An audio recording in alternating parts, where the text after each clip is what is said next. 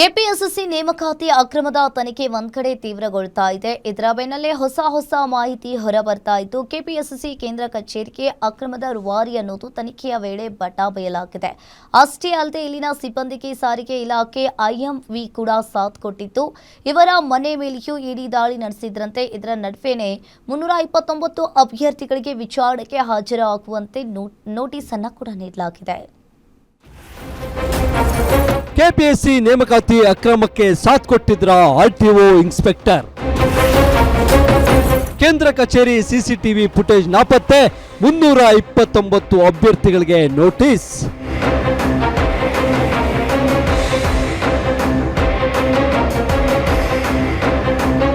ಇಡೀ ರಾಜ್ಯದಂತ ದೊಡ್ಡ ಸುದ್ದಿಯಾಗಿದ್ದ ಕೆಪಿಎಸ್ಸಿ ಅಕ್ರಮ ದಿನಕ್ಕೊಂದು ತಿರುವು ಪಡೆದುಕೊಳ್ತಿದೆ. ಒಂದ್ ಕಡೆ ಕೆಪಿಎಸ್ಸಿ ಮಾಜಿ ಅಧ್ಯಕ್ಷ ಶಿವಶಂಕರಪ್ಪ ಸಾಹುಕಾರ್ ಮನೆ ಮೇಲೆ ಇಡಿ ದಾಳಿ ನಡೆಸಿ ಮಹತ್ವದ ದಾಖಲೆಗಳನ್ನ ಈಗಾಗಲೇ ವಶಪಡಿಸಿಕೊಂಡಿದೆ. ಇದರ ಬೆನ್ನಲ್ಲೇ ಸಿಐಡಿನು ತನ್ನ ತನಿಖೆ ಚುರುಕುಗೊಳಿಸಿದ್ದು, ಆಗಸ್ಟ್ 25ರಂದು ಕೆಪಿಎಸ್ಸಿ ಕೇಂದ್ರ ಕಚೇರಿ ಮೇಲೆ ದಾಳಿ ಮಾಡಿತ್ತು. ಈ ವೇಳೆ ಮಹತ್ವದ ಮಾಹಿತಿ ಸಿಐಡಿಗೆ ಸಿಕ್ಕಿದ್ದು, ಇಡೀ ಅಕ್ರಮದ ರೂವಾರಿಯೇ ಕೇಂದ್ರ ಕಚೇರಿ ಅನ್ನೋದು ಮೇಲ್ನೋಟಕ್ಕೆ ತಿಳಿದು ಬಂದಿದೆ.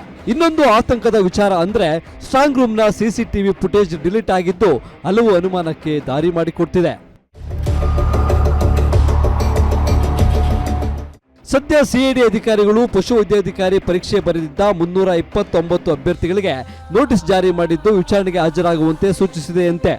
ಅಷ್ಟೇ ಅಲ್ಲದೆ ಇತ್ತೀಚೆಗೆ ದಾಳಿ ನಡೆಸಿದ್ದ ಇಡಿ ಅಧಿಕಾರಿಗಳಿಗೆ ಅಕ್ರಮದಲ್ಲಿ ಸುಮಾರು 29 ಅಭ್ಯರ್ಥಿಗಳ ಪಾತ್ರದ ಬಗ್ಗೆ ಸಂಶಯ ವ್ಯಕ್ತವಾಗಿದ್ದು, ಅವರೆಲ್ಲರೂ ತಪ್ಪಪ್ಪಿಕೊಂಡಿದ್ದಾರೆ ಅಂತ ಹೇಳಲಾಗ್ತಿದೆ.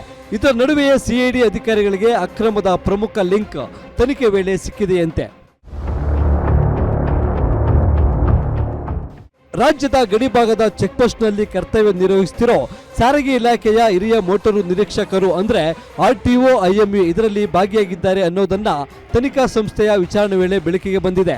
ಇದರ ಆಧಾರದ ಮೇಲೆ ಸುಮಾರು 48 ಗಂಟೆಗಳ ಕಾಲ ಐಎಂವಿ ಮನೆಯಲ್ಲಿ ಶೋಧ ನಡೆಸಿದ್ದು, ಪರೀಕ್ಷೆ ಬರೆದಿದ್ದ ಅಭ್ಯರ್ಥಿಗಳ ಜೊತೆ ವಾಟ್ಸ್ಆಪ್ನಲ್ಲಿ ಮಾತನಾಡುತ್ತಿದ್ರು ಅನ್ನೋದು ಗೊತ್ತಾಗಿದೆ. ಹೀಗಾಗಿ ಅವರಿಗೆ ನೋಟಿಸ್ ಕೊಟ್ಟಿದ್ದು, ಸೂಕ್ತ ದಾಖಲೆಗಳೊಂದಿಗೆ ವಿಚಾರಣೆಗೆ ಹಾಜರಾಗಿ ಅಂತ ಸೂಚಿಸಿದೆಯಂತೆ.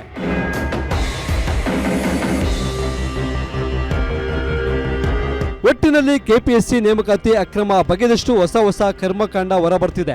329 ಅಭ್ಯರ್ಥಿಗಳಿಗೆ ಈಗಾಗಲೇ ನೋಟಿಸ್ ನೀಡಿದ್ದು, ಉಳಿದ 29 ಅಭ್ಯರ್ಥಿಗಳ ಮೇಲೆ ಇಡಿ ಅನುಮಾನ ವ್ಯಕ್ತಪಡಿಸುತ್ತಿದೆ. ಇದರ ನಡುವೆನೇ ಸಾರಿಗೆ ಇಲಾಖೆ ಸಿಬ್ಬಂದಿ ಭಾಗಿಯಾಗಿದ್ದಾರೆ ಎನ್ನಲಾಗಿದ್ದು, ತನಿಖೆ ವೇಳೆ ಯಾರದೆಲ್ಲ ಕೈವಾಡ ಇದೆ ಅನ್ನೋದು ಸಂಪೂರ್ಣ ತನಿಖೆ ನಂತರವಷ್ಟೇ ತಿಳಿದು ಬರಲಿದೆ. ಉಲ್ಲಾಸ ಕಿರುವಾಸೆ, ಗ್ಯಾರಂಟಿ ನ್ಯೂಸ್, ಬೆಂಗಳೂರು.